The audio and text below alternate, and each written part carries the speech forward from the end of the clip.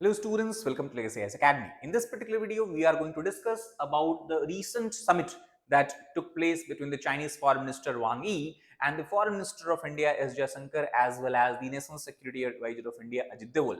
Now, after this meeting, Chinese have clarified their position that the outcome of this meeting is that when External Affairs Minister of India Jaishankar has accepted that Taiwan is part of India.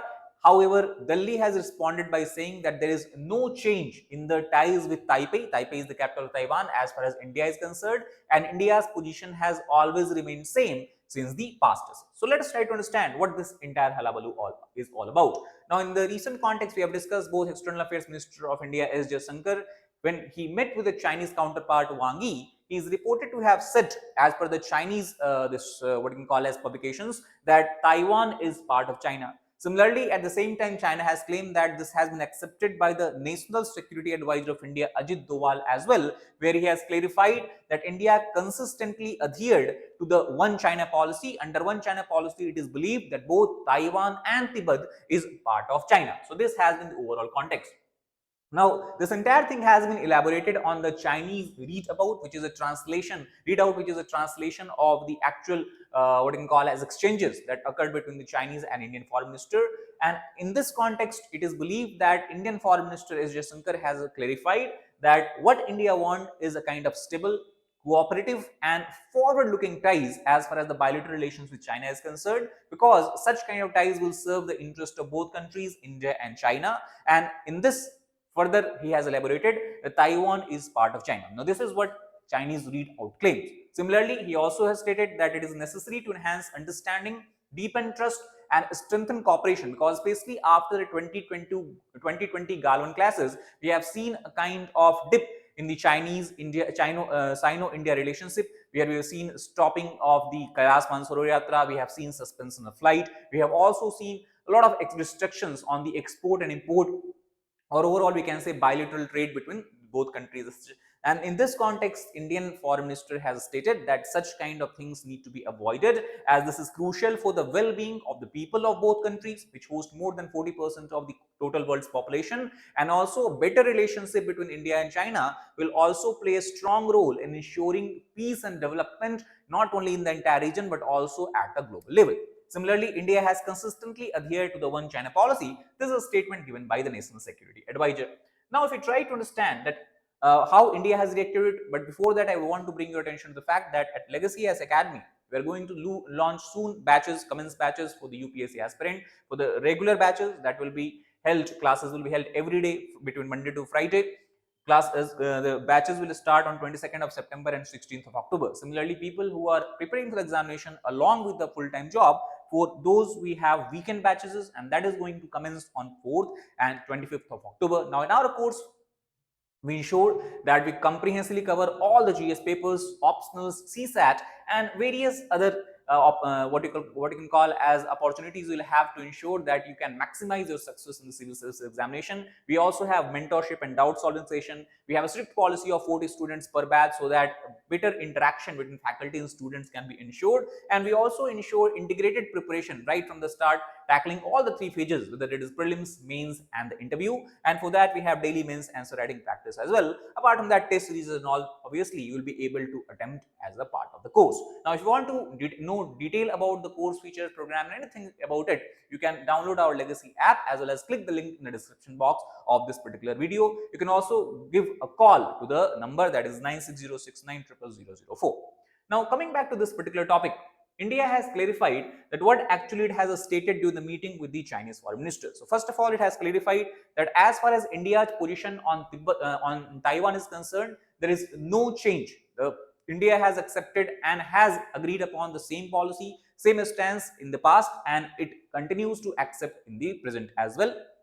And obviously, India has acknowledged One China policy long ago, and no matter which government is in the center, whether it is the Congress government or the BJP government, they have acknowledged that One China policy is something India adheres to and agrees with.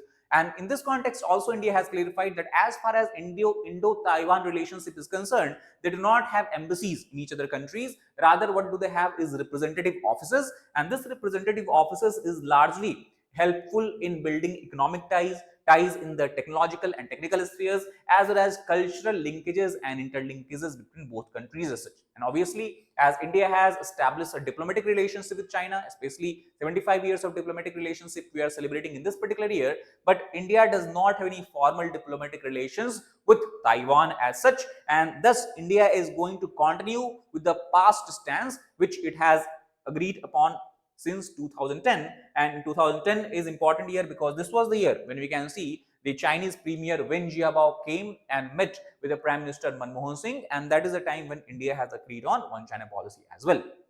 Now, also in this entire meeting that Chinese Foreign Minister, when he visited to India, he carried out, he has given a message, and the message is clearly referring to the US bullying, where he has stated that today in the entire world, especially referring to indirectly Donald Trump's policy of tariff and tariff war, we are seeing unilateralism and bullying act which has become rampant.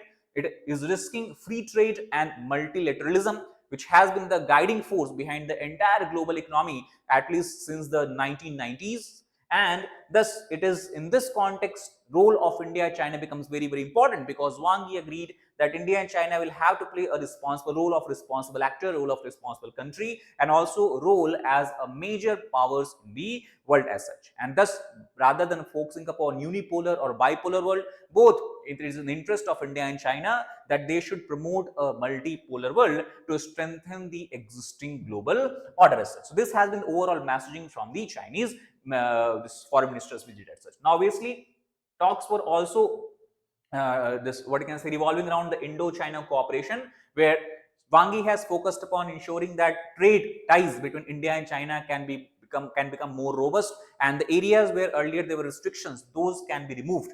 Also, it is necessary to resume the dialogue in the context of the Kazan meeting that took place last year between the Chinese Premier Xi Jinping and Indian Prime Minister Narendra Modi. And it is important that both countries focus on dialogue and discussion to ensure that there is a kind of stability in the border areas. Obviously, border areas have become quite volatile after the 2020 Galwan clashes as such. Also, taking a positive stance, China has accepted that the restriction which country has imposed on India for the export of fertilizers as well as rare earth metals as well as tunnel boring machines, they will ensure that these restrictions are removed as soon as possible, and thus India will be able to import all these vital materials from China in the near possible future. Also, because this year marks the 75 years of diplomatic relations between India and China, both countries have agreed that they are working and they should work toward a common development vision. And the relation between both countries, which has been marred by border disputes and the several other economic challenges, China is trying to again build mutual trust, peaceful coexistence, and respect between both countries. In this context, Wang Yi has accepted that there is no reason for both countries to keep on fighting with each other. There is no reason for both countries to consider themselves as a rival, competitor. Rather, they should grow together by collaborating under various different organizations which they are part of, whether it is the BRICS organization or the Shanghai Cooperation Organization as such. And in this context, Prime Minister Narendra Modi has also reciprocated and has accepted the invitation of China to join SCO summit and attend this SCO summit in the China in the near future as such. Overall, the message is clear that both countries should work toward stability in the entire region of Asia. This will also be very, very important and vital in ensuring peace across the entire world. Now, in conclusion, what we can say that obviously this particular meeting comes at the time when the entire world is facing a kind of Trump's tariff war, and also we are seeing that India has been penalized as additional tariff and duty have been imposed on India's export to US as such. Thus, it provides a important opportunity, vital opportunity for India to deepen political mutual trust with China, strengthen mutually beneficial cooperation in all the spheres, economy, trade, culture, enhance people-to-people and cultural exchanges, which has been seen clearly by resumption of the Kailash Mansarovar Yatra, and also jointly maintain peace and tranquility in the border areas, and both countries can focus on the economic development as such. That is all about this particular video. If you like the video, please share with your friends, subscribe to the channel for more such content. Thank you very much.